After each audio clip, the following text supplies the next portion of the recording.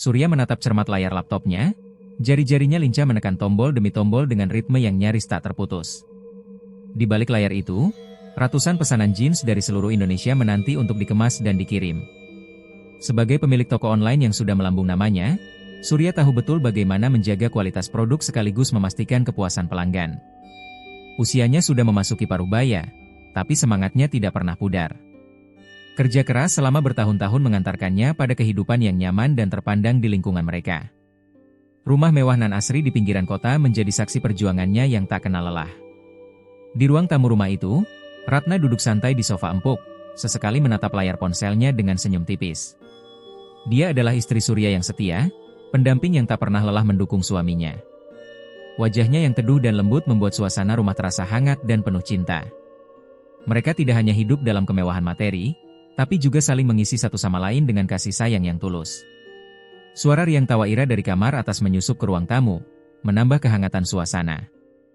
Ira, putri tunggal mereka, sudah tumbuh menjadi gadis remaja yang cerdas dan menawan. Dengan rambut panjang yang selalu tergerai rapi, dan mata coklat yang berbinar penuh semangat, dia melangkah penuh percaya diri menuju masa depan yang gemilang. Ira bersekolah di salah satu SMA favorit di kota itu, sekolah yang selalu menjadi impian banyak anak muda. Di sana, dia tidak hanya berprestasi dalam akademik, tapi juga aktif dalam berbagai kegiatan ekstrakurikuler. Meski begitu, ada satu hal yang selalu membuatnya merasa tertantang, persaingannya dengan Putri, sahabat sekaligus rivalnya di kelas. Setiap pagi, mobil mewah milik Surya menjemput Ira di depan rumah. Sopir yang ramah dan berpengalaman selalu memastikan Ira tiba tepat waktu di sekolah. Baginya, perjalanan ke sekolah bukan sekadar rutinitas, melainkan bagian dari kehidupan yang nyaman dan penuh kemudahan. Sesekali, Ira dan teman-temannya berbincang tentang pelajaran, kegiatan sekolah, dan impian mereka di masa depan. Lingkungan pertemanan Ira memang elit, anak-anak dari keluarga kaya dan berpendidikan tinggi yang juga berambisi mencapai kesuksesan. Di dalam kelas, Ira duduk dengan penuh perhatian, mencatat setiap materi yang disampaikan guru. Dia tahu betul betapa pentingnya hasil belajar bagi masa depannya. Namun, ada satu nama yang selalu menduduki posisi teratas, Putri. Putri adalah sosok yang cerdas luar biasa, selalu menjadi juara kelas dan mendapatkan penghargaan akademik bergengsi. Meski begitu, Ira tidak pernah iri secara negatif. Mereka memang bersaing, tapi juga saling mendukung. Persahabatan mereka dipenuhi dengan kehangatan dan persaingan sehat yang memacu keduanya untuk terus maju. Suatu hari, saat pulang sekolah, Ira dan Putri berjalan berdampingan menyusuri koridor sekolah yang ramai. Percakapan mereka ringan, tapi penuh makna. "Kamu harus terus berusaha, Ira. Aku yakin kamu bisa jadi yang terbaik," kata Putri dengan senyum tulus. Ira mengangguk, meski hatinya terkadang merasa berat karena kalah peringkat. Namun, dia tahu itu bukan akhir dari segalanya. Ada harapan besar di depan yang menunggu untuk diraih. Di rumah, suasana juga selalu hangat. Ratna kerap menyiapkan makanan favorit Ira, dan Surya selalu meluangkan waktu untuk berbincang dengan putrinya meski jadwalnya padat. Mereka berbagi cerita tentang hari yang dilalui, rencana masa depan, dan mimpi-mimpi yang ingin diwujudkan bersama. Rumah itu bukan hanya tempat tinggal, tapi juga benteng kasih sayang yang melindungi mereka dari kerasnya dunia luar. Namun, di balik semua kemewahan dan kebahagiaan itu, ada sesuatu yang tersimpan rapat. Sebuah rahasia kecil yang belum terungkap, yang mungkin suatu saat akan menguji ikatan keluarga mereka. Untuk saat ini, hidup Surya, Ratna, dan Ira berjalan dengan lancar, seperti cerita keluarga pada umumnya. Sebuah awal yang tenang sebelum badai datang menghampiri. Pagi yang cerah di kota itu menandai hari baru bagi keluarga Surya. Ira bersiap untuk berangkat sekolah dengan semangat yang tak pernah pudar. Mobil mewah melaju pelan meninggalkan gerbang rumah, membawa Ira menuju tantangan dan harapan yang menanti. Di balik senyum dan tawa yang mereka bagi, tersembunyi kisah yang lebih dalam, kisah yang akan mengubah hidup mereka selamanya. Hari-hari berlalu dengan ritme yang hampir sama bagi Ira. Namun, di balik permukaan kehidupan yang terlihat sempurna, benih-benih rasa gelisah mulai tumbuh dalam hati gadis itu. Setiap kali nilai ulangan diumumkan, nama Putri selalu berada di urutan pertama, sementara Ira harus puas di posisi kedua atau ketiga. Tidak banyak yang tahu, kecemburuan Ira terhadap sahabatnya itu mulai mengganggu kesehariannya. Pulang sekolah, Ira duduk di teras rumah sambil menatap buku pelajaran yang terbuka di pangkuannya. Angin sore mengibarkan helai rambutnya yang hitam mengkilap. Dia menghela napas panjang. Kenapa Putri selalu bisa lebih baik dari aku? Pikirnya dalam hati. Wajahnya yang biasanya ceria berubah menjadi murung. Namun, ia berusaha menyembunyikan rasa kecewanya itu agar tidak terlihat oleh orang tua dan teman-temannya. Ratna yang melihat putrinya duduk termenung, mendekat dan meletakkan tangan lembutnya di bahu Ira. Nak, jangan terlalu keras pada dirimu sendiri. Setiap orang punya waktu dan jalannya masing-masing. Sabar dan terus berusaha, ya, ucap Ratna dengan suara penuh kasih sayang. Ira menatap ibu dengan mata berkaca-kaca. Tapi Bu, aku sudah berusaha keras. Aku ingin sekali bisa menjadi yang terbaik, seperti Putri. Rasanya berat sekali kalah terus. Ratna mengelus rambut Ira pelan. Aku mengerti, Ira. Tapi ingat, yang penting bukan hanya juara, tapi bagaimana kamu bertumbuh menjadi pribadi yang baik dan kuat. Jangan biarkan rasa iri menguasaimu. Meski mendapat nasihat lembut dari ibunya, perasaan tidak puas itu masih membekas di dada Ira. Di balik itu, ia bertekad untuk membuktikan sesuatu. Bukan untuk siapapun, tapi untuk dirinya sendiri. Dia ingin membuktikan bahwa ia bisa lebih dari sekadar berada di bawah bayang-bayang Putri. Sementara itu, di ruang kerja yang terletak di sudut rumah, Surya dan Ratna duduk berhadapan. Lampu meja menyala temaram, menciptakan bayangan di wajah mereka yang serius. Percakapan mereka berlangsung dengan suara yang pelan, seolah tak ingin ada yang mendengar. Kita harus memastikan Ira benar-benar jadi yang terbaik, Ratna, kata Surya sambil menatap layar laptop yang menampilkan data penjualan dan rencana bisnisnya. Jika Ira bisa unggul di sekolah, itu akan membuka banyak pintu baginya di masa depan. Ratna mengangguk pelan. Aku tahu, tapi aku juga khawatir kalau cara kita terlalu dipaksakan, malah membuat dia tertekan. Ira sudah mulai menunjukkan tanda-tanda stres. Surya menatap istrinya dengan mata penuh tekad. Kita tidak punya pilihan lain. Dunia ini keras, dan kita harus memberikan yang terbaik bagi anak kita. Aku sudah mencari tahu ada cara agar Ira bisa lebih unggul, bahkan di luar kemampuan manusia biasa. Ratna menelan ludah. Apa maksudmu? Surya, jangan bermain-main dengan hal yang berbahaya. Aku serius, Ratna. Ini bukan main-main. Aku sudah bertemu dengan seseorang yang bisa membantu kita. Tapi ada harga yang harus dibayar. Hening sejenak menyelimuti ruangan itu. Ratna memandang Surya dengan campuran rasa takut dan penasaran. Namun, ia tahu suaminya sudah bulat dalam niatnya. Kita harus pikirkan ini matang-matang, ujar Ratna akhirnya.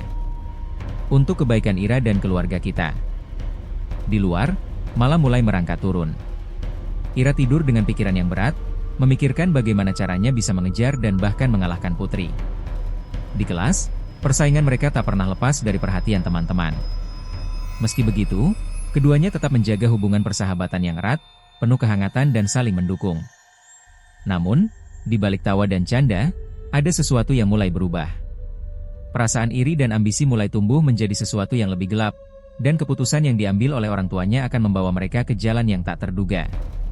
Hari-hari berikutnya, Ira mulai berlatih lebih keras, menghabiskan malam dengan belajar sampai larut, berharap suatu saat bisa menjadi yang nomor satu. Namun, ia belum tahu bahwa ada kekuatan lain yang tengah mengintai dan bersiap mengambil bagian dalam hidupnya. Pagi itu, suasana rumah Surya dipenuhi dengan hiruk-pikuk persiapan. Surya dan Ratna tengah menata koper mereka di ruang tamu, memastikan segala sesuatunya sudah siap untuk perjalanan keluar kota. Ira duduk di sofa, matanya menatap kosong keluar jendela, memikirkan tumpukan buku pelajaran yang menanti di meja belajarnya. Bu, Pak, aku pengen ikut keluar kota, ucap Ira tiba-tiba, memecah keheningan. Aku bosan di rumah sendirian, apalagi kalau kalian pergi lama. Surya menoleh, wajahnya menampakkan ekspresi tegas namun lembut. Ira, kamu harus tetap sekolah. Ini perjalanan penting untuk bisnis kita. Kami akan kembali sebelum kamu tahu, kok.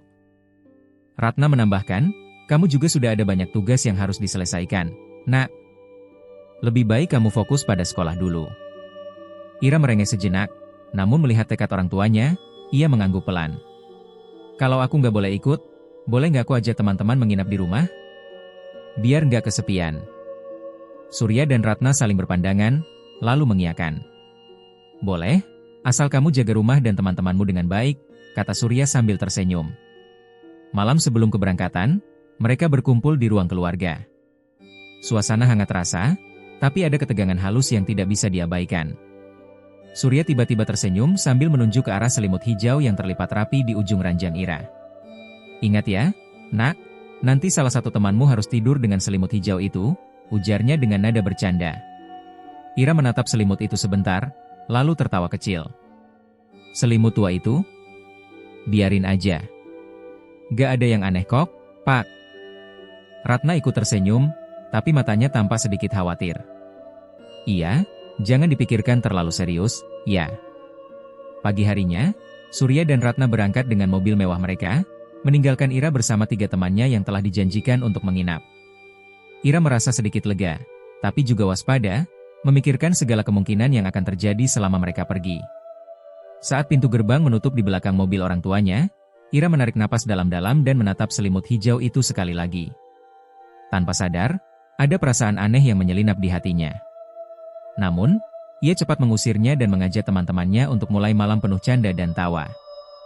Pagi harinya, Surya dan Ratna berangkat dengan mobil mewah mereka, meninggalkan Ira bersama 3 temannya yang telah dijanjikan untuk menginap.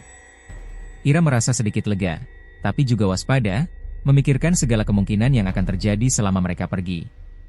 Saat pintu gerbang menutup di belakang mobil orang tuanya, Ira menarik napas dalam-dalam dan menatap selimut hijau itu sekali lagi. Tanpa sadar, ada perasaan aneh yang menyelinap di hatinya. Namun, ia cepat mengusirnya dan mengajak teman-temannya untuk mulai malam penuh canda dan tawa. Malam itu, suasana rumah Surya berubah menjadi hangat dan penuh kegembiraan. 3 teman Ira, Putri, Sinta, dan Lala, tiba tepat waktu, membawa serta berbagai cemilan dan minuman favorit. Mereka disambut dengan senyum lebar oleh Ira, yang merasa sedikit terbantu dengan kehadiran sahabat-sahabatnya di rumah yang terasa sepi tanpa kehadiran orang tua. Ruang tamu yang biasanya sunyi, kini dipenuhi dengan tawa dan suara ceria. Mereka langsung beranjak ke dapur untuk mengambil makanan ringan, sambil bercerita tentang pengalaman mereka di sekolah hari itu. Putri, yang selalu menjadi pusat perhatian, tak henti-hentinya mengeluarkan komentar jenaka yang membuat suasana semakin hidup. Setelah makan malam yang sederhana tapi menyenangkan, mereka berkumpul di ruang keluarga. Ira memutar sebuah film komedi remaja favorit mereka, dan mereka berempat tertawa bersama menonton adegan-adegan lucu yang menampilkan kejenakaan para pemerannya. Sesekali, mereka saling bertukar komentar, seakan tak mau melewatkan satu momen pun dari kebersamaan malam itu.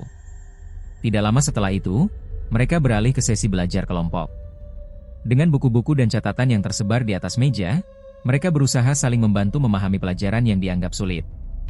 Putri, sebagai siswi paling unggul, dengan sabar menjelaskan rumus matematika dan konsep-konsep kimia kepada teman-temannya. Ira merasa sedikit terbantu, meskipun ada rasa malu yang tersembunyi karena seringkali ia merasa kalah dalam hal akademik. Selimut hijau yang telah menjadi perbincangan ringan tadi sore, terlipat rapi di sudut kamar Ira, tak mendapat perhatian khusus dari mereka. Seolah-olah benda itu hanyalah barang biasa, tanpa ada arti lebih. Mereka tertawa dan bercanda, tidak menyadari bahwa malam itu akan menjadi saksi bisu dari peristiwa yang kelam. Waktu terus bergulir, dan jarum jam menunjukkan pukul 10 malam. Perlahan, tawa mereka mulai berkurang, digantikan dengan rasa kantuk yang mulai merayapi. Satu persatu dari mereka mulai menguap, tanda bahwa energi mulai menipis. Ira mengajak teman-temannya untuk bersiap tidur, mengingatkan mereka agar menjaga rumah dan tidak membuat kebisingan. Mereka berbaring di kamar Ira yang luas, membentuk lingkaran kecil di atas kasur empuk. Suasana menjadi lebih tenang, hanya terdengar suara napas dan desah pelan. Sebelum tidur, Ira mengingatkan pesan ayahnya tadi sore. "Ingat, salah satu dari kalian harus tidur menggunakan selimut hijau itu," katanya dengan nada santai, berharap pesan itu tidak dianggap serius oleh teman-temannya. Putri yang merasa sedikit kedinginan tanpa sengaja mengambil selimut hijau itu dan membungkus tubuhnya. "Gak apa-apa, aku aja yang pakai," ujarnya sambil tersenyum. Teman-teman lainnya mengangguk setuju, dan akhirnya selimut itu menjadi pelindung malam bagi Putri. Malam semakin larut. Suasana yang ceria berubah menjadi hening. Mereka tertidur dalam kehangatan kamar Ira, tidak menyadari bayang-bayang gelap yang mengintai di balik tirai malam. Suasana yang damai menipu, karena malam itu akan membawa perubahan besar dalam hidup mereka. Malam semakin larut. Suasana yang ceria berubah menjadi hening. Mereka tertidur dalam kehangatan kamar Ira, tidak menyadari bayang-bayang gelap yang mengintai di balik tirai malam. Suasana yang damai menipu, Karena malam itu akan membawa perubahan besar dalam hidup mereka. Pukul 11 malam, cahaya lampu kamar Ira yang lembut mulai meredup. Waktu sudah menunjukkan hampir tengah malam, dan keempat gadis itu mulai merapikan diri untuk tidur. Suara bisik-bisik pelan mengisi ruangan, bercampur dengan desah napas yang menandakan kantuk mulai merayapi. Ira menatap ke arah selimut hijau yang masih terlipat rapi di ujung ranjang. Sekilas, benda itu tampak biasa saja, namun tiba-tiba sebuah ingatan melintas di benaknya. Pesan ayahnya tentang pentingnya salah satu dari mereka menggunakan selimut itu untuk tidur malam ini muncul kembali dengan jelas di pikirannya. Dia menghela napas panjang, lalu memutuskan untuk menyampaikan pesan itu kepada teman-temannya. Kalian ingat nggak? Pak bilang, salah satu dari kita harus tidur dengan selimut hijau itu. Katanya sih, biar ada keberuntungan atau apa gitu. Putri mengangkat alis, menatap selimut hijau dengan ekspresi campur aduk antara penasaran dan sedikit geli. Keberuntungan? Kayaknya kamu terlalu dibikin tegang, Ira. Selimut tua itu cuma selimut biasa. Sinta dan Lala tertawa kecil, menganggap pesan itu sebagai lelucon yang lucu. Namun, udara di dalam kamar seketika berubah sedikit sunyi saat Putri mulai merasakan dingin menusuk, terutama di bagian pundaknya. Ya udah, aku aja yang pakai, ujar Putri sambil mengambil selimut hijau dan membungkus tubuhnya. Biar nggak kedinginan. Ira tersenyum, lega karena ada yang bersedia memakai selimut itu. Iya, makasih, Put. Teman-temannya mengangguk setuju, lalu mulai menutup mata, berusaha memejamkan diri agar cepat terlelap. Suasana menjadi sangat tenang. Hanya terdengar suara napas dan detak jarum jam yang bergeser perlahan. Meski begitu, ada ketegangan kecil yang tak bisa diabaikan. Ira menatap Putri yang dibungkus selimut hijau itu, merasa ada sesuatu yang berbeda dari malam-malam sebelumnya. Tapi dia segera mengusir perasaan itu dan mencoba untuk memejamkan mata. Satu persatu dari mereka mulai terlelap, tenggelam dalam dunia mimpi yang damai. Kamar Ira yang luas berubah menjadi tempat perlindungan dari dunia luar yang kadang penuh tekanan. Mereka tidak tahu bahwa selimut hijau yang menutupi Putri itu membawa cerita kelam yang akan segera terungkap. Waktu terus berjalan tanpa suara, hanya diterangi oleh cahaya remang dari lampu malam yang menggantung di sudut ruangan. Suasana malam begitu tenang, hampir tak ada angin yang berhembus. Keempat gadis itu tidur dalam kedamaian, tanpa menyadari bahwa nasib mereka sedang dipertaruhkan. Pukul 2 dini hari, keheningan kamar Ira yang luas tiba-tiba pecah oleh suara lembut dari Putri. Ia membuka matanya perlahan, menyadari dirinya terbangun oleh dorongan alami tubuhnya yang ingin ke kamar mandi. Dengan hati-hati, dia mencoba menghindari membangunkan teman-temannya yang lain yang masih terlelap dalam tidur nyenyak. Putri bangkit dari tempat tidur, tubuhnya masih terbungkus selimut hijau yang tadi malam ia pakai. Saat berdiri, udara dingin menusuk kulitnya, membuatnya menggigil sedikit. Namun, yang paling membuatnya khawatir adalah bayangan Ira yang tampak membeku di tengah kamar. Ia mengingat pesan Ira yang bilang agar salah satu dari mereka tidur dengan selimut hijau. Dalam hati, ia merasa harus melakukan sesuatu agar Ira tidak kedinginan selama malam itu. Dengan pelan, Putri melepaskan selimut hijau dari tubuhnya dan berjalan ke sisi ranjang Ira. Dengan lembut, dia membungkuskan selimut itu ke tubuh Ira, berharap gadis itu akan merasa hangat saat terbangun nanti. Setelah memastikan semuanya sudah tertutup rapi, Putri melangkah keluar kamar menuju kamar mandi. Suasana rumah terasa sunyi, hanya terdengar langkah kaki ringan Putri yang menyusuri lorong panjang. Kamar mandi yang berada di ujung lorong berkilau redup oleh cahaya lampu kecil. Setelah menyelesaikan keperluannya, Putri menyalakan keran dan membasuh wajah dengan air dingin, berharap menghilangkan kantuk yang masih menggantung. Namun, di balik ketenangan itu, ada rasa tidak nyaman yang tak bisa dijelaskan oleh Putri.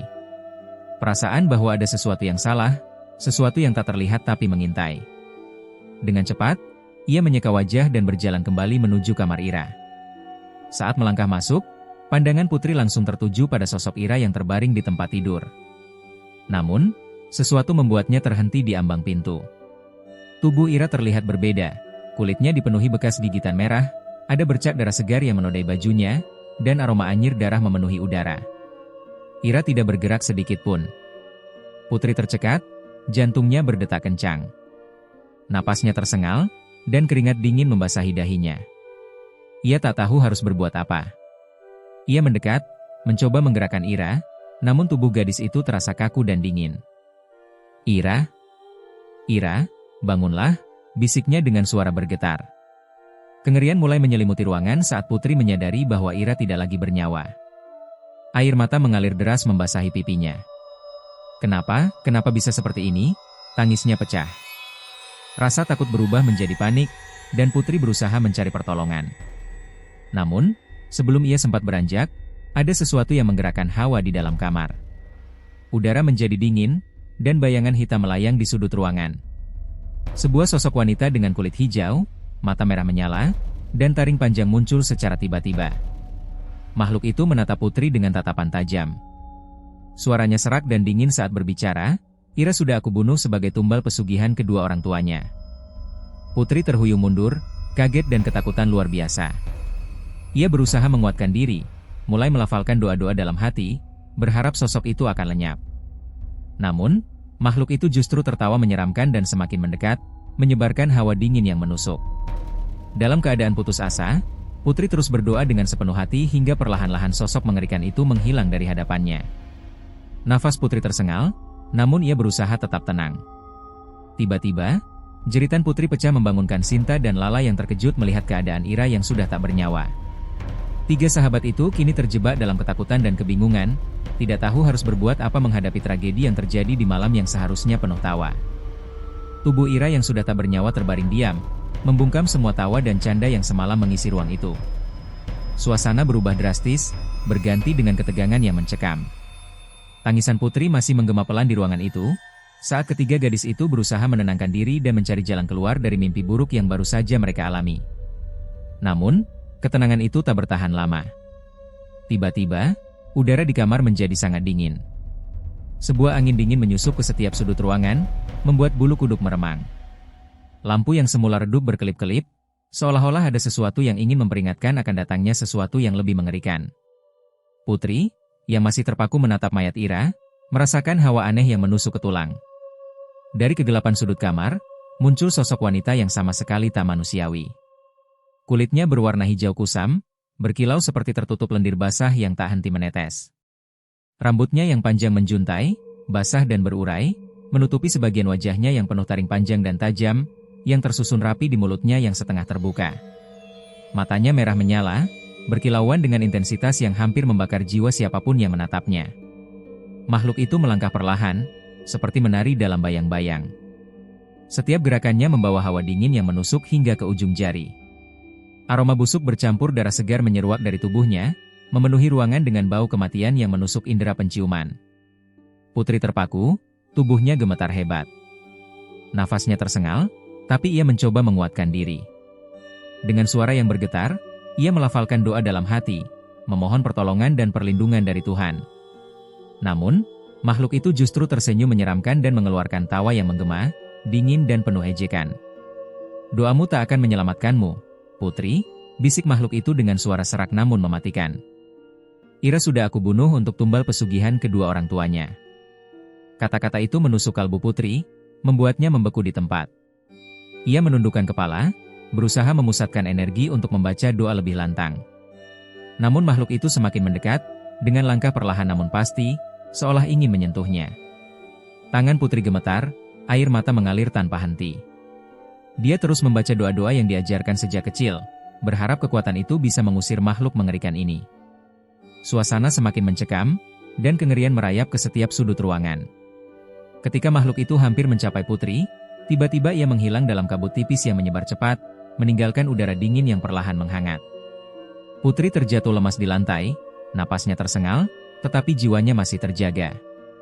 Sinta dan Lala yang telah bangun akibat teriakan Putri, datang menghampiri dengan wajah penuh kecemasan. Mereka bertiga kini menyadari bahwa kejadian malam ini bukan sekadar tragedi biasa, melainkan sebuah kutukan yang telah melibatkan mereka semua dalam lingkaran gelap yang sulit dipahami. Ketika makhluk itu hampir mencapai Putri, tiba-tiba ia menghilang dalam kabut tipis yang menyebar cepat, meninggalkan udara dingin yang perlahan menghangat. Putri terjatuh lemas di lantai, napasnya tersengal, tetapi jiwanya masih terjaga. Sinta dan Lala yang telah bangun akibat teriakan Putri, datang menghampiri dengan wajah penuh kecemasan. Mereka bertiga kini menyadari bahwa kejadian malam ini bukan sekadar tragedi biasa, melainkan sebuah kutukan yang telah melibatkan mereka semua dalam lingkaran gelap yang sulit dipahami.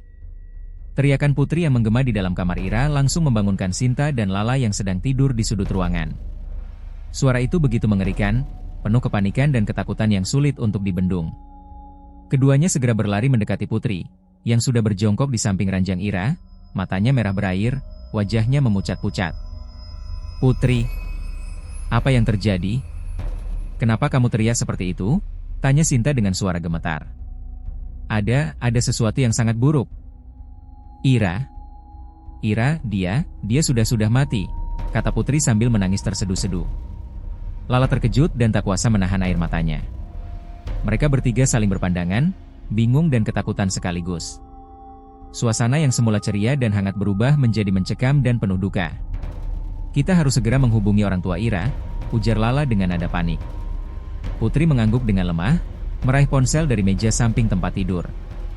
Tangan gemetar saat ia menekan nomor Surya, ayah Ira. Deringan telepon yang panjang terasa seperti waktu yang melambat. Hati Putri berdebar tak karuan, takut dengan jawaban yang akan diterimanya.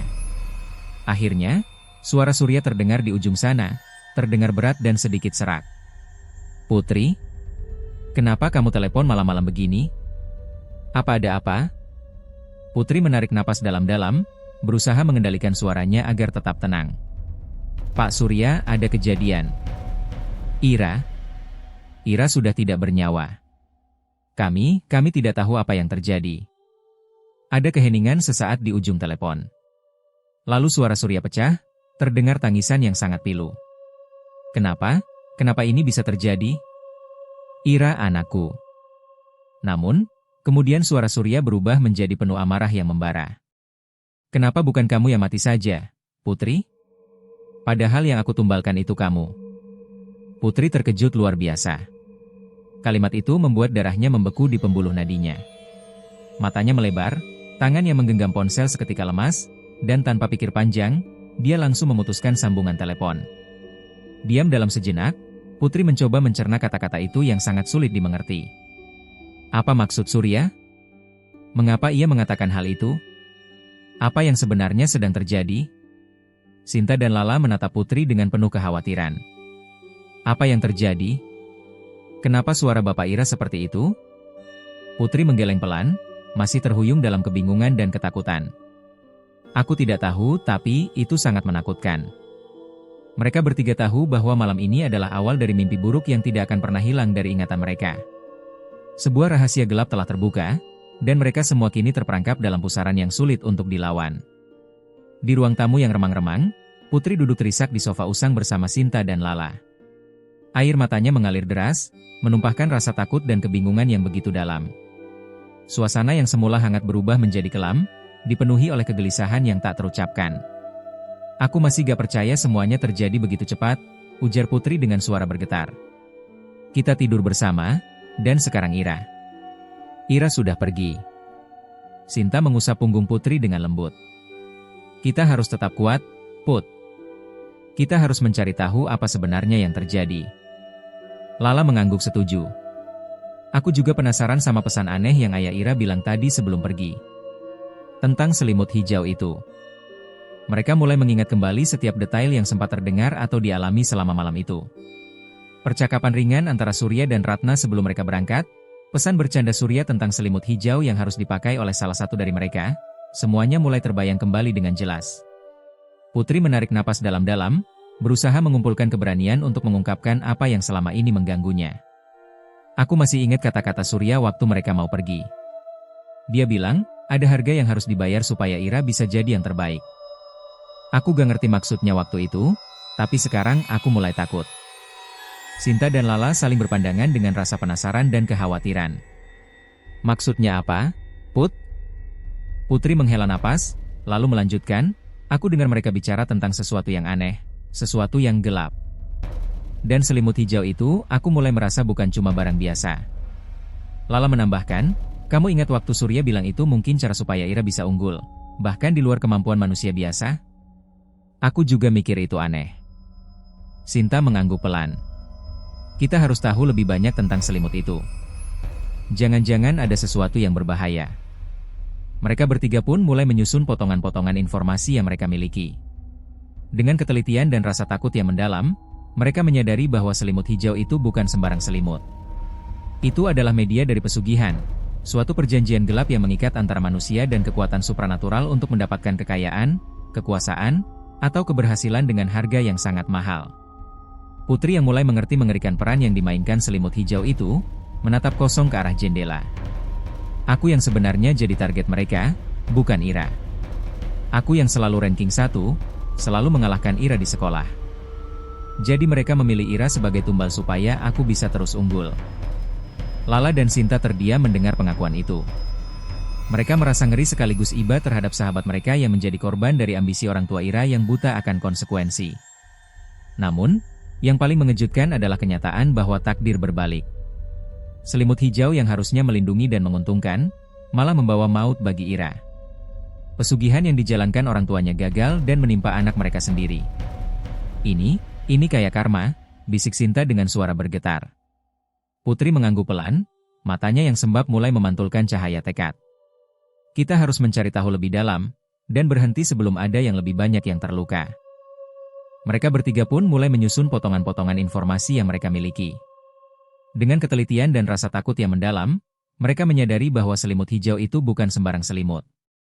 Itu adalah media dari pesugihan, suatu perjanjian gelap yang mengikat antara manusia dan kekuatan supranatural untuk mendapatkan kekayaan, kekuasaan, atau keberhasilan dengan harga yang sangat mahal. Keesokan harinya, langit pagi di sekitar rumah Surya dan Ratna tampak mendung, seolah alam pun merasakan duka yang menyelimuti keluarga itu. Jalanan depan rumah telah dipenuhi oleh para pelayat dari berbagai kalangan, tetangga, teman sekolah Ira, rekan bisnis Surya, dan beberapa kerabat jauh yang turut hadir untuk memberikan penghormatan terakhir.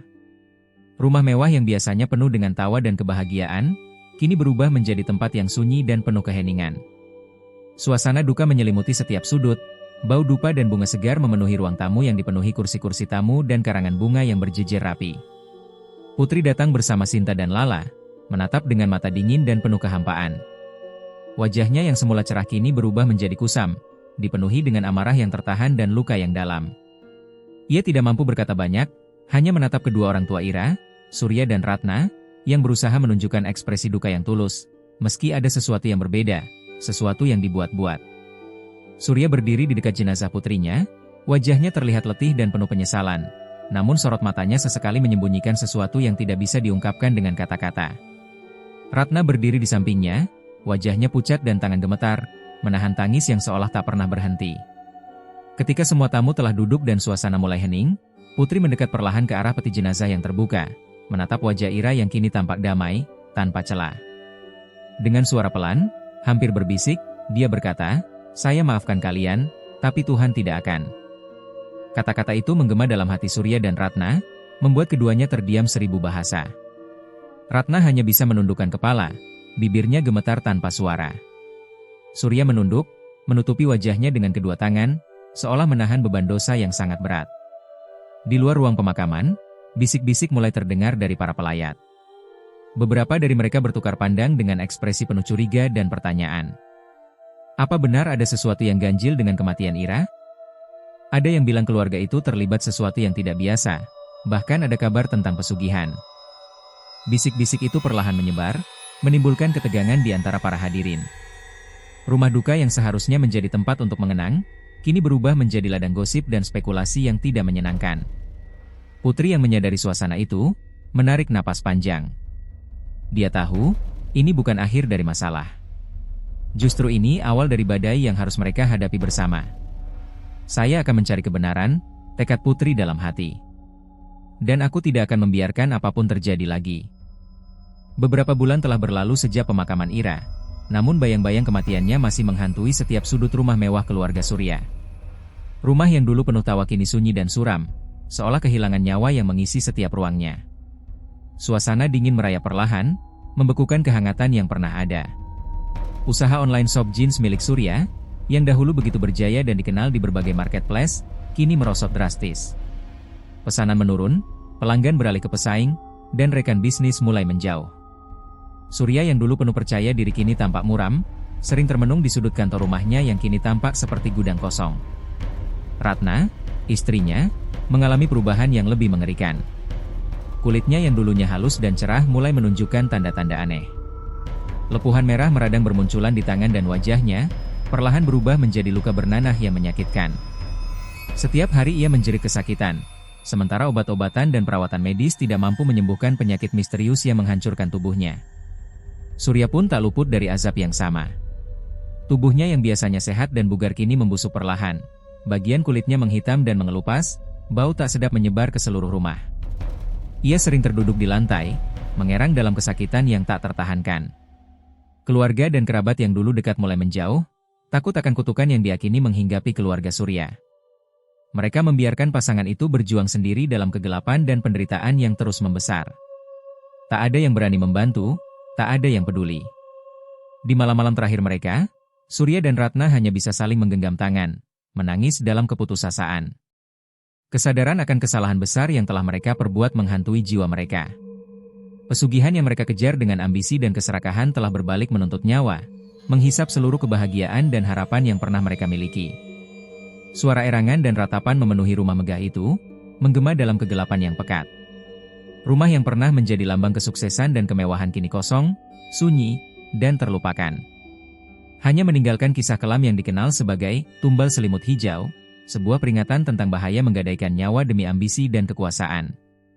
Putri, yang kini telah terbebas dari bayang-bayang itu, menatap dari kejauhan dengan perasaan campur aduk. Ia merasa lega namun juga sedih atas nasib yang menimpa keluarga yang dulu ia anggap dekat. Kisah itu menjadi pengingat abadi bahwa harga dari kekuasaan gelap selalu mahal dan tak pernah berakhir dengan kebahagiaan. Malam itu, ketika Putri terlelap di kamarnya yang sederhana, bayangan sosok wanita berkulit hijau dan bertaring panjang kembali muncul dalam mimpi. Wajah makhluk itu begitu jelas, matanya merah menyala menatap tajam, mulutnya mengerucut penuh ancaman. Suara tawa dingin dan bisikan-bisikan gelap memenuhi lorong-lorong gelap dalam mimpinya, membawa rasa takut yang sulit dihilangkan meski ia sudah bangun. Getaran ketakutan dari mimpi itu membuat Putri terbangun dengan keringat dingin membasahi dahinya. Tubuhnya gemetar, napasnya tak beraturan. Ia duduk di tepi ranjang sambil menggenggam selimut, berusaha menenangkan diri. Aku tidak bisa terus hidup dalam ketakutan seperti ini, pikir Putri dalam hati. Hari-hari berikutnya, kegelisahan dalam dirinya semakin memuncak. Putri tahu, untuk benar-benar lepas dari bayangan gelap itu, ia harus menggali lebih dalam sejarah keluarga Surya, asal mula pesugihan yang sudah menggerogoti kehidupan mereka selama bertahun-tahun. Ia harus mencari jawaban, bukan hanya untuk dirinya, tapi juga untuk menghentikan kutukan yang bisa menimpa siapa saja di sekitarnya. Dengan tekad kuat, Putri mulai mengumpulkan keberanian untuk menemui tetangga dan orang-orang yang pernah mengenal keluarga Surya dari dulu. Ia mengunjungi ibu-ibu di lingkungan perumahan mewah tempat keluarga Surya tinggal, bertanya dengan hati-hati tentang masa lalu Surya dan Ratna. Awalnya, mereka ragu untuk bercerita, takut membuka rahasia yang kelam. Namun, perlahan, satu persatu cerita mulai terbuka. Salah seorang tetangga tua bernama Busari mengingatkan Putri pada sebuah peristiwa mengerikan bertahun-tahun lalu. Waktu itu, anak mereka yang pertama meninggal secara misterius. Tidak ada yang tahu penyebabnya, tapi kabarnya ada bisikan-bisikan jahat yang mengelilingi rumah itu, ucap Busari dengan suara rendah dan penuh waspada. Putri mendengarkan dengan seksama. Bisikan apa, Bu?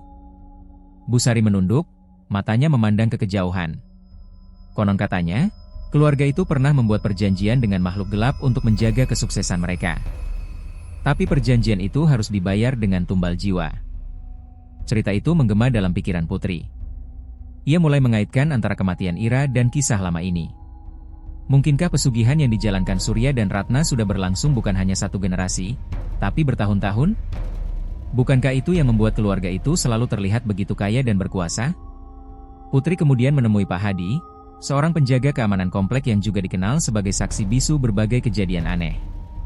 Aku pernah melihat sesuatu yang aneh di malam hari, di sekitar rumah Surya. Ada sosok perempuan berwarna hijau yang sering muncul, ujar Pak Hadi dengan nada serius. Wanita hijau? Tanya Putri, hampir tidak percaya. Pak Hadi mengangguk. Iya. Tapi aku tidak berani melapor. Aku takut, karena mereka sangat kuat. Banyak orang yang tidak berani menentang keluarga itu. Mendengar pengakuan itu, Putri merasa beban yang selama ini ia rasakan makin berat. Tapi di sisi lain, ia juga semakin yakin bahwa hanya dengan menguak kebenaran, ia bisa melawan bayangan masa lalu yang terus menghantui. Selanjutnya, Putri mulai mencari arsip dan catatan lama yang mungkin berisi petunjuk. Ia mendatangi perpustakaan desa dan mencoba menggali berita lama di koran lokal. Beberapa artikel mengungkapkan kematian misterius dan kebakaran yang pernah melanda sekitar rumah Surya, yang oleh warga setempat dikaitkan dengan kutukan dan hal-hal supranatural. Potongan-potongan fakta itu perlahan tersusun menjadi sebuah gambaran besar. Putri menyadari bahwa pesugihan yang selama ini dilakukan Surya dan Ratna adalah akar dari tragedi berulang yang menghancurkan keluarga mereka. Semakin ia menggali, semakin jelas bahwa takdir keluarga Surya sudah terikat dengan kegelapan sejak lama. Malam-malam Putri kini sering diisi dengan membaca catatan dan berbicara pada diri sendiri, mencoba memahami makna dari setiap tanda yang ditemukannya. Ia menuliskan semua informasi dalam sebuah buku kecil, sebagai dokumentasi untuk memastikan ia tidak melupakan detail apapun. Namun, kebenaran yang ia gali bukan tanpa konsekuensi. Ketika Putri mulai membuka lebih banyak rahasia, gangguan supranatural semakin sering terjadi di sekelilingnya. Suara-suara bisikan halus, bayangan yang bergerak sendiri, dan hawa dingin yang menusuk tulang menjadi teman sehari-harinya.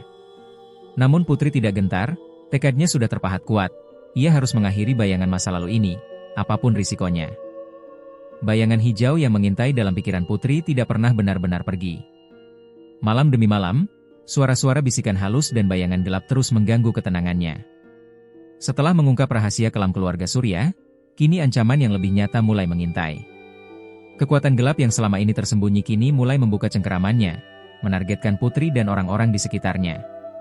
Pada malam yang dingin dan sunyi, Putri duduk di kamarnya, menatap kosong ke arah buku catatannya yang berisi berbagai catatan tentang pesugihan keluarga Surya. Namun, tiba-tiba hawa di ruangan itu berubah menjadi sangat dingin.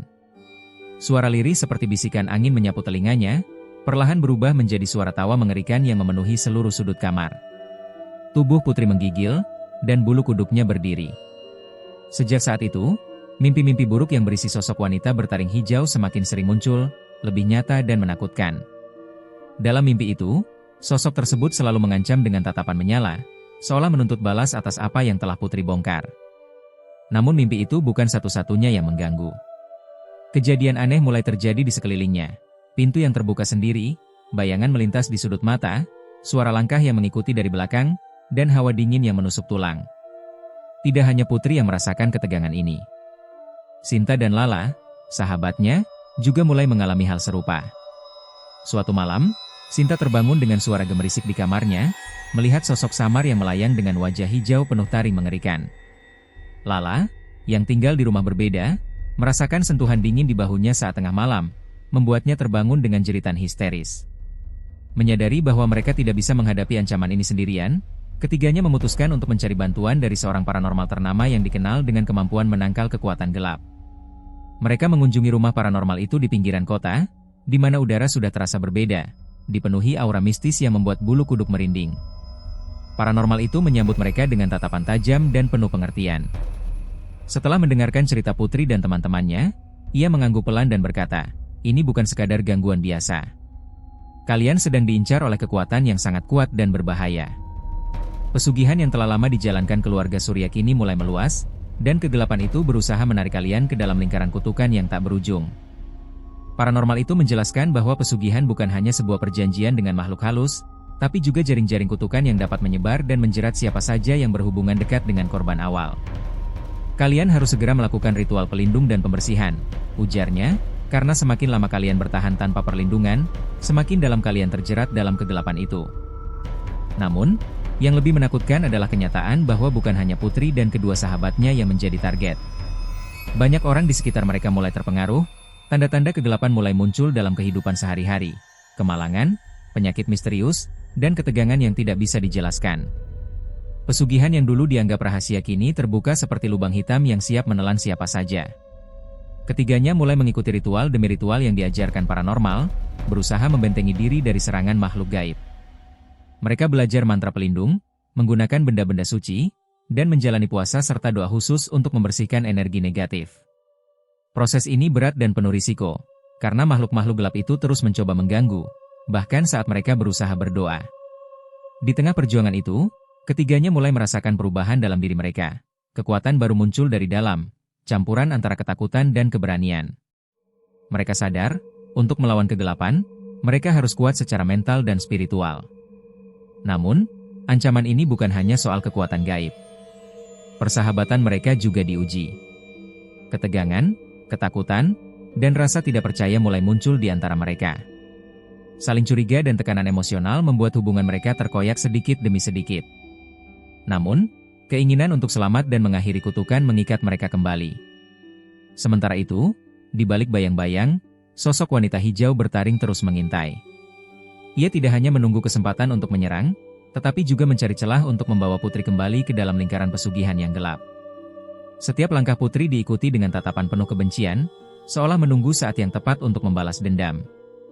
Bayangan gelap di luar jendela terus mengintai, seolah menunggu saat yang tepat untuk menyerang kembali. Namun malam itu, Putri, Sinta, dan Lala berdiri teguh bersama di ruang ritual yang diterangi lilin kecil, saling menggenggam tangan dengan erat. Suara doa mereka menggema pelan, penuh keteguhan dan harapan. Ini adalah awal perjuangan mereka untuk melawan bayangan kelam yang selama ini membayangi hidup mereka. Ritual perlindungan yang diajarkan oleh paranormal berpengalaman bukanlah hal mudah. Ketiganya harus menyiapkan diri secara fisik dan mental, serta mempersiapkan berbagai perlengkapan khusus seperti dupa harum, air suci, dan jimat-jimat yang dipercaya mampu menangkis energi negatif. Namun lebih dari itu, mereka harus siap menghadapi ujian mistis yang bisa mengancam nyawa kapan saja. Malam demi malam, mereka berkumpul di rumah Putri, menjalani ritual dengan penuh kesungguhan. Ritual tersebut melibatkan mantra-mantra kuno yang dilantunkan dengan suara bergetar, diiringi gerakan-gerakan simbolik yang mengikat energi perlindungan di sekitar tubuh mereka. Setiap kali selesai, ketiganya merasa tubuh lebih ringan, meski semangat dan ketakutan masih bergelayut di hati. Pada suatu malam yang kelam, saat ritual berlangsung, suasana tiba-tiba berubah menjadi mencekam. Angin kencang berhembus masuk dari celah-celah jendela, lilin-lilin bergetar dan hampir padam. Dari sudut ruangan, muncul suara bisikan lembut yang memanggil nama Putri. Bayangan wanita bertaring hijau muncul dengan wajah menyeramkan, matanya merah menyala menatap tajam ke arah Putri. Ketegangan membuncah di udara. Putri merasakan hawa dingin menusuk tulang, seolah roh itu mencoba merasuk ke dalam tubuhnya. Namun, berbekal mantra yang sudah dipelajari, Putri melantunkan doa pelindung dengan suara lantang, disambut oleh Sinta dan Lala yang terus memperkuat energi dengan mantra mereka sendiri. Sosok itu berteriak, melayang dan memudar perlahan, namun meninggalkan perasaan takut yang dalam. Dalam proses ini, Putri mulai menyadari bahwa selimut hijau bukan sekadar benda biasa. Selimut itu adalah jembatan antara dunia manusia dan dunia gelap, media yang digunakan oleh roh wanita bertaring untuk memasuki dunia nyata dan menjalankan kutukan pesugihan. Dengan memahami hubungan ini, Putri merasa lebih dekat dengan cara untuk mengakhiri penderitaan yang telah merenggut banyak nyawa. Namun, perjuangan mereka tidak hanya soal menghadapi makhluk gaib. Ancaman dunia nyata pun mulai muncul. Mereka mendapatkan tekanan dari orang-orang yang ingin menjaga rahasia kelam keluarga Surya tetap tersembunyi. Telepon mengancam, bayangan mencurigakan mengikuti kemanapun mereka pergi. Ketiganya harus waspada tidak hanya dari kegelapan mistis, tapi juga manusia yang terlibat dalam rantai pesugihan tersebut. Berbekal tekad yang kuat, Putri, Sinta, dan Lala menyusun rencana untuk menggagalkan kutukan itu secara permanen. Mereka harus mengumpulkan benda-benda pusaka yang pernah dimiliki keluarga Surya, termasuk selimut hijau itu sendiri, dan melakukan ritual penghancuran di tempat yang diyakini sebagai pusat energi gelap keluarga tersebut. Perjalanan mereka penuh dengan bahaya dan pengorbanan. Di setiap langkah, mereka dihadapkan pada ujian berat, mimpi buruk yang semakin nyata, serangan makhluk halus yang semakin ganas, serta konflik batin yang mengoyak jiwa.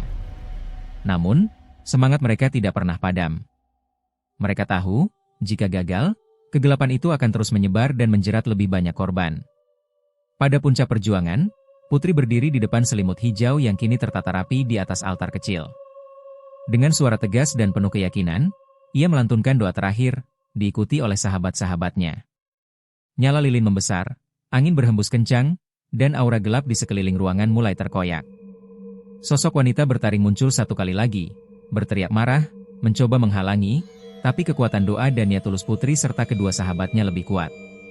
Perlahan, sosok itu menghilang, suara tawa mengerikan berubah menjadi bisikan lemah yang akhirnya lenyap. Keesokan harinya, Putri duduk di meja belajar dengan buku catatan dan dokumen-dokumen yang selama ini ia kumpulkan tentang pesugihan keluarga Surya. Namun, ada sebuah nama yang selalu muncul dalam berbagai catatan itu, nama seseorang yang sangat dekat dengannya. Sebuah kenyataan mulai terbentuk perlahan, ada pengkhianatan yang belum ia sadari selama ini. Dengan hati berat, Putri mulai menelusuri kembali perjalanan persahabatannya, terutama dengan Sinta dan Lala. Ia menyadari bahwa ada beberapa kejadian aneh yang dulu dianggap sepele, kini terasa seperti petunjuk yang disengaja untuk menutup-nutupi kebenaran. Namun, ia tidak ingin menuduh sembarangan tanpa bukti kuat. Suatu malam, saat berkumpul dengan Sinta dan Lala, Putri dengan hati-hati mengajukan pertanyaan tentang kejadian-kejadian ganjil yang mereka alami. Namun, reaksi yang diterimanya tidak seperti yang ia harapkan. Sinta terlihat gelisah dan menghindari tatapan Putri, sementara Lala tiba-tiba membela dengan nada defensif, membuat suasana menjadi tegang. Ketegangan itu memuncak saat Putri secara tak sengaja menemukan sebuah pesan teks yang tersimpan di ponsel salah satu sahabatnya. Pesan itu berisi instruksi untuk mengawasi gerak-gerik Putri dan melaporkan setiap langkahnya ke seseorang yang tidak diketahui. Hati Putri hancur, tapi ia tahu ia harus menghadapi kenyataan pahit ini.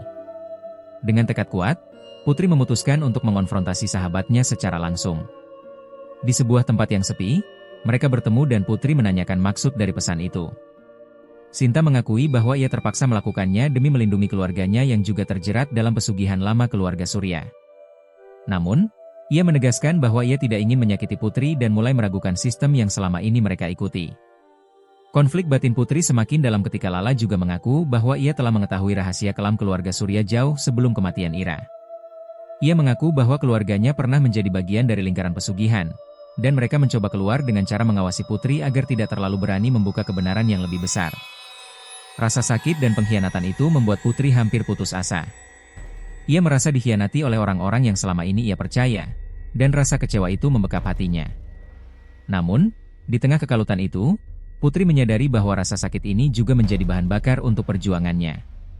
Ia tidak boleh menyerah, apalagi saat kegelapan semakin mengancam nyawanya dan orang-orang yang dicintainya. Putri mulai merencanakan langkah berikutnya dengan hati-hati. Ia tahu bahwa ia tidak bisa melawan sendiri, dan bahwa kepercayaan harus dibangun kembali, baik dengan sahabatnya maupun dengan dirinya sendiri. Ia memutuskan untuk mencari sekutu baru di luar lingkaran yang selama ini dikenal, berharap bisa menemukan kekuatan dan pengetahuan yang dibutuhkan untuk melawan pesugihan yang sudah terlalu lama mengakar. Di saat yang sama, ancaman dari kekuatan gelap terus membayangi. Makhluk-makhluk supranatural semakin ganas dan licik, mencoba mengecoh dan menyerang dari arah yang tak terduga. Putri dan sahabatnya harus tetap waspada, karena pengkhianatan bukan hanya berasal dari manusia, tapi juga dari kekuatan gaib yang terus mencari celah.